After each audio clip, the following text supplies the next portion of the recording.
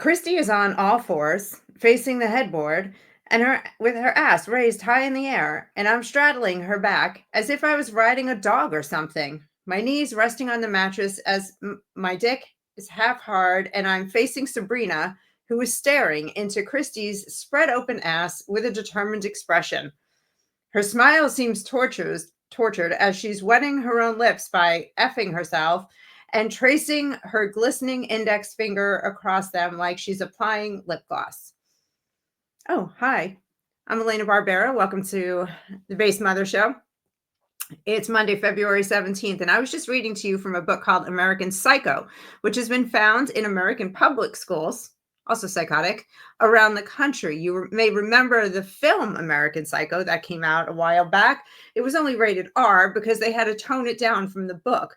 But the book, which is rated, I would say, X, is okay and appropriate for children. This is the conversation we're going to be having tonight. With me, I have a woman named Karen England, who is founder of Capital Resource Institute and the leader of an organization called Take Back the Classroom, where she has a team of volunteers who route out pornographic books in American schools, which is not that hard because there are hundreds. The work is hard, but when I say it's not that hard, it's not that rare is what I should be saying, because there are hundreds of pornographic books in schools in all 50 states. Without further ado, I'll just bring Karen on. Hello, Karen. Welcome. Well, hello. You didn't warn me ahead of time that I was going to hear the reading from American Psycho, and ugh. Get you mad every time, doesn't it? It does, and I am noticing, because usually I do the reading. I think it's easier to read because I don't think I'm thinking like when I hear it. I mean, it just makes me want to take a shower. Yeah, actually, I agree with you. When I'm doing it, it's work. I'm sharing it. It just I get in the zone and get out of it. But even when I watch, my own the documentary that I made about this issue about the porn in the schools, I get upset. I get angry all over again. It all comes back up, and it just refuels my fire to try to protect children. But people don't believe that this is really happening. Well, yeah, I mean, American Psychos in schools all over the country. There are pornographic books. You said hundreds, but I think there's thousands in every school district, and certainly thousands in every state. And that would be red states and blue states. You and I have both, kind of been going through a lot of the different states that have this stuff. And American Psycho is one of the kind of top 200 books that's out there. And paid for with our tax dollars. I mean, they buy these things. But who's putting them in the schools? Well, they go in. Well, first of all, the American Library Association is not our friend, nor are, in general, I'm sure there are a handful of good librarians out there, but a majority of the librarians are just doing the bidding for the American Library Association. Right. And they believe that they've got to expose our kids and rape their minds with this stuff, and that they need to learn. I mean, you and I we were trading texts today about that movie, The Librarian, that was at Sundance with Sarah Jessica Parker. And I was only able to watch the very beginning, but they were talking, the very first segment was about how there's no porn in schools. And I'm like, it's flat out lying. Yeah. I've got a stack of porn.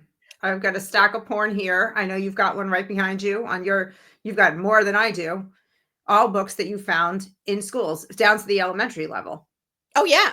And I will tell you a couple of the authors. Well, one of the books called Speak, out of the 36 states where we've done extensive research in, Speak and Crank are in 100% of the states. So a lot of these books, and Crank, just recently, I think it was Pen of America or the ALA came out with a list, and Crank was the number 5 book that was challenged by parents in 2024. And so that tells you that it's so obscene that it's the 5th most challenged book by those of us that don't think minors should be reading this. and it's in 100% of the 35 states. Pretty soon we'll be up to 50 states that we will have researched, but we're at 35 now, and it's in every single state. This is a lot like the gender transition of children. So just 5 minutes ago, it feels like they were saying nobody's doing trans surgeries on children, and then the Stop the Harm database came out, and you could see every hospital in the country and how many gender surgeries they've performed on minors.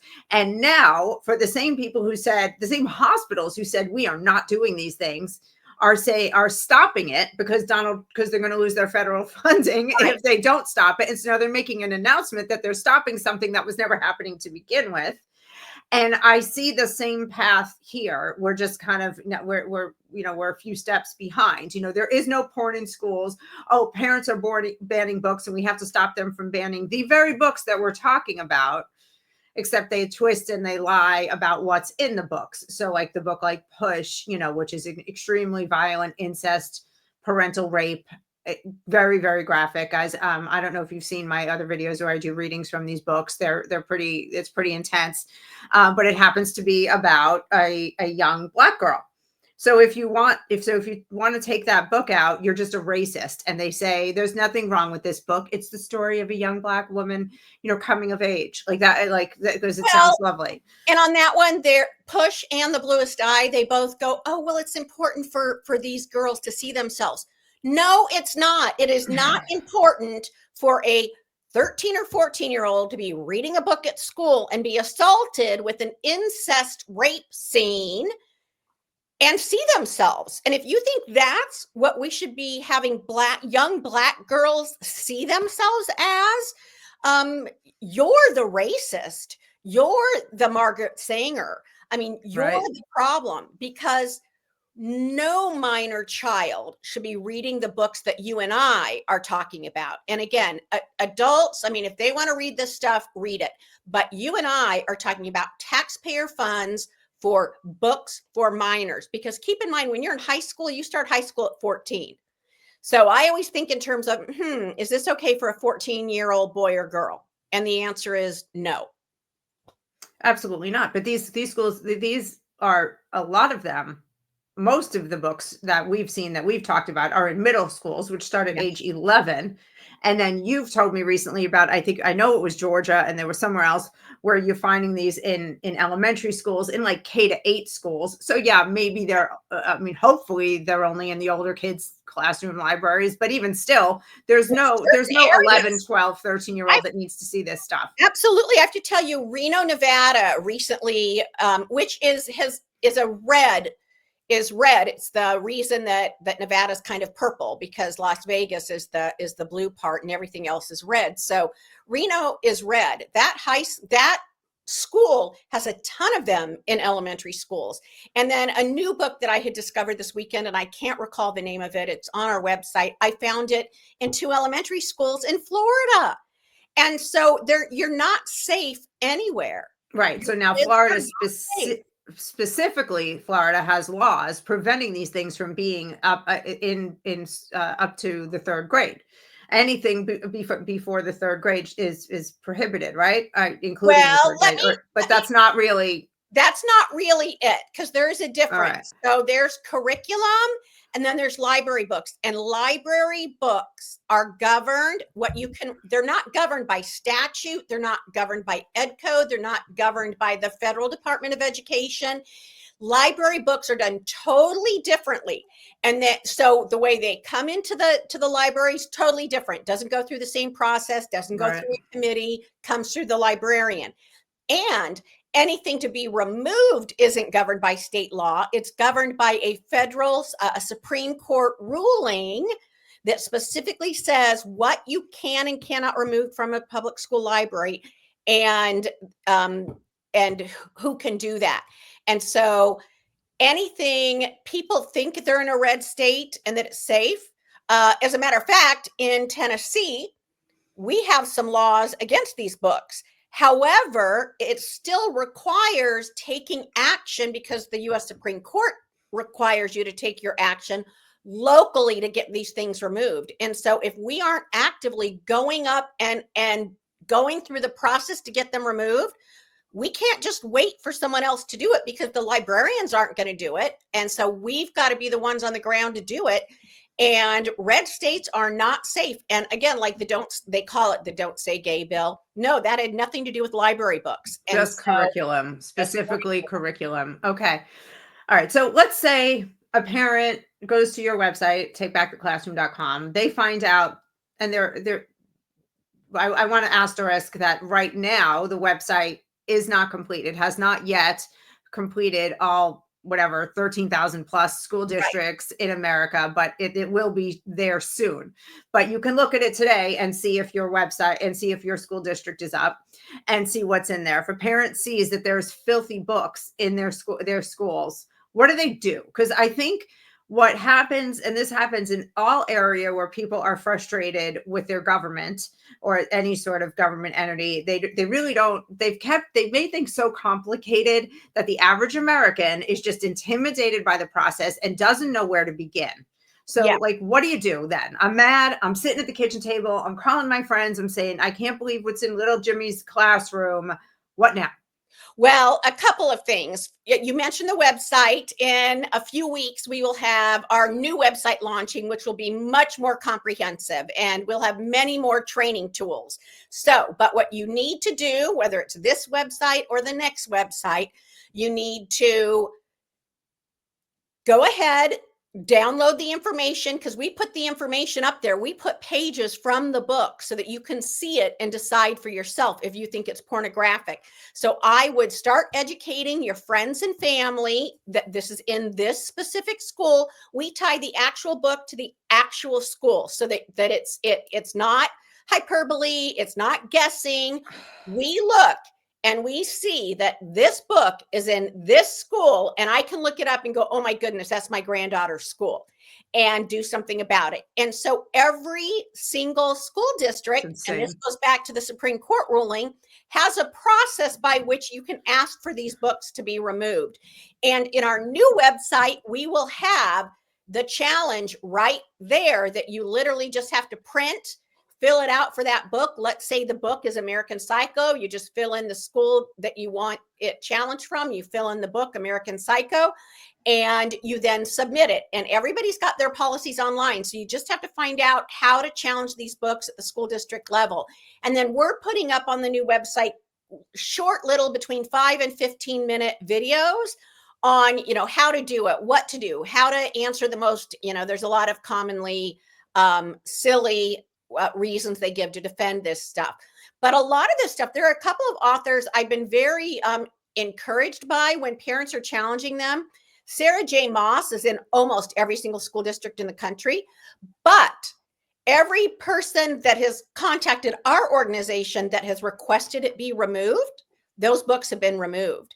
And so that's been encouraging. And so, there's some where you're told no, the committee tells you no, and then you're going to have to go before the school board. But I'm happy to help our organization, our team. I went to a couple of weeks ago. Where was I? I was down in Dallas. I've been to Reno. I'm going over to Washington and Oregon in March. And so I can come alongside you, and our team can, and help get these books removed.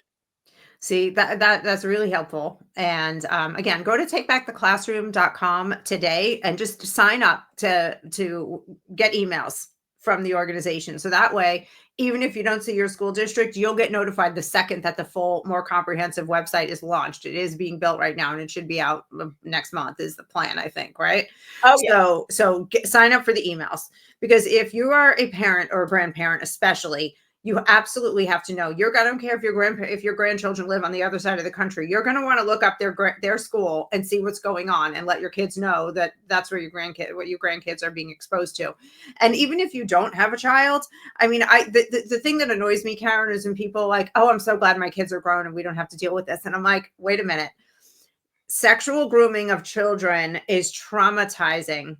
And it bends their minds and will ruin their lives in ways that we have decades of scientific research on sexual grooming of children.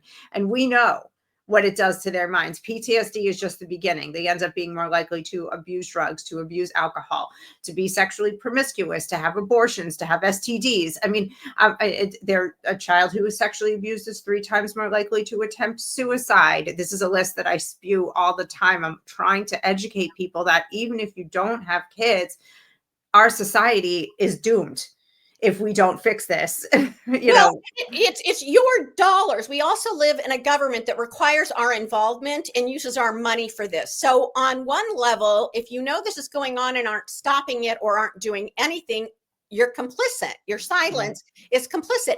And these kids, I mean, my grandchildren are homeschooled, but we're all still in the fight. And it's because my neighbors, the kids at my church, all of these kids grow up to become my daughter-in-law, my son-in-law, my doctor, my judge, the person the construction worker that builds the house, the plumber. They are out there in society, and the sexual abuse that is going on.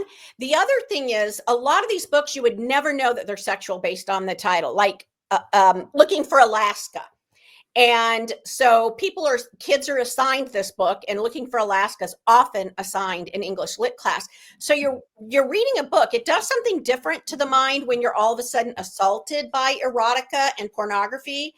And it's different than when the friend on the iPhone goes, "Oh, hey, George, look, I've got this." Totally, totally different. And it's happening, and it's commonplace. And the teachers are assigning it, especially in 9th grade, which is 14-year-olds, 9th grade literature class. And so you need to, and they're starting younger and younger for elementary school with a really inappropriate picture books that is grooming. It's getting them really comfortable with a lot of naked bodies. And they shouldn't be comfortable in front of other adults reading picture books with naked bodies of adults and kids. It's up until 5 seconds ago, if an adult had a graphic sexual conversation or even a mild sexual conversation with a child, a teacher, with a student, like when I was growing up, that teacher would have just magically disappeared from the face of the earth. Okay, I'm from Brooklyn. Things were done a certain way. But that's the truth. Yeah. That teacher would have been, oh, he must have moved away. Oh, well, right? And now where we have government entities, American Library Association, teachers unions, administrators, and teachers advocating for this and making themselves very comfortable talking to our children about sex. Yeah. And their bodies. And again, we're not talking health class anymore. So those of you that have your kids in sex ed or health class, I can tell you there is no, I don't know, one state, again, I'm lovely red county, red state, Tennessee. They aren't even talking about the stuff they should be teaching them about the boys, they need to shower more and the hair growing and they stink. And that isn't anything that's going on in health class. It's everything but that. And so, again, I think people are starting to wake up. Again, like you had mentioned about the transitioning kids at the hospitals, and people are like, oh, no. And then all of a sudden it's like, yeah, every hospital on the corner was doing it. We're on the front end, you and I, on this issue, just like we were on the transgender issue. And so people are going to continue to wake up, which is part of why our website, takebacktheclassroom.com, was built. I found out I was one of those people that didn't think it was this bad. I thought, who cares about one book or whatever that someone has to check out? And then I realized these are the books the kids are checking out. This becomes the story that they check out. These are the books that are being assigned. And there's a ton of them, hundreds of them. So when I made my film, I made it because I saw the mainstream media talking about these crazy right-wing book banners. Now I know they're talking about you. And right. And some of the books they mentioned that were so innocent and very important for children, and they were about inclusion and love and blah, blah, blah. I bought those books. I read them. I was appalled. I made my film. I learned all kinds of crazy information about the history of how this happens. We don't have time to get into that here, but you can, if you're watching this, go watch my film for free at AmericanGroomerFilm.com, and you'll understand how this happened. So here I was taking in this incredible amount of information, putting it together to get it out to the public. And then once it came out, I started meeting people like you who were like, oh, you think that's bad? And you started showing me things that were just so infuriating. It's a good thing I didn't know about them, because the movie would have been 7 hours long, and Yeah. it could have been, and it was only 36 minutes. But I want to, there was something that happened in the course of when I made the film. I started trying to get the word out, and I started reaching out to news outlets, and I ended up a few times on Newsmax. And one of the times, it's a year ago, Yeah. I was on Newsmax. So I get the call. Newsmax wants to talk to you about your film. And they say, come on today at 4:00. I'm all excited. And it's one of those shows where it's like the host in the middle and then the two talking heads on either side. And so there was me, there was the host, and the other talking head was Karen England here. And we, both of us were on live on Newsmax, both thinking, I've got to talk to this lady. And I think within an hour we were on the phone with each other. We were getting a hold of each other through social media, because again, that they don't really share that stuff when you're working with the news. And well, I contacted them and said, hey, can you give her my information? And then I'm tracking you down on social media. You're doing the same thing. And let me just say, I've said this before, and we've done a couple of joint viewings of American Groomer. What is so good about what you have done, and I've been doing this for a lot of years on the sexualization of our kids, and I have found that you're able to condense a lot of the history and a lot of the important nuggets that are important to know about how this happened, what to do about it. You were able to really funnel that down into this film in such a great way. It is such a great educational piece that is short enough, but it covers the things that people really need to know. Thanks. Yeah. And once I learned about your, background, and that you have been doing this for, so long, I take that as a great compliment, that you felt like it was a good tool that can help me to wake people up. And I'm kind of, still in the freshman class of this fight, even though I made the film, and now I'm out here. I'm doing everything I can to get the word out about your organization, because I'm like, my role, as I see it, is like hit people over the head with the frying pan and say there's something really bad going on here.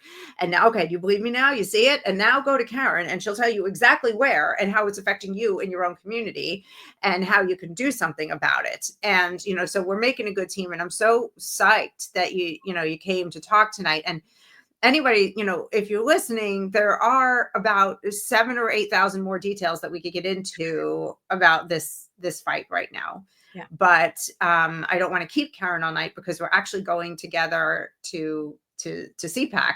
Yes. So look for us if you're going to CPAC. Look for us. We're going to be going around CPAC with our porn and doing readings. So I travel with my books. So find us if you're going to be at CPAC. Yeah, and CPAC is like the big major conservative political conference that is going on in the Washington D.C. area. This it starts in a couple of days. There's one more thing I want to ask you before you go, that I meant to ask earlier, because people, when they hear this, they go, "It's illegal to give porn to kids."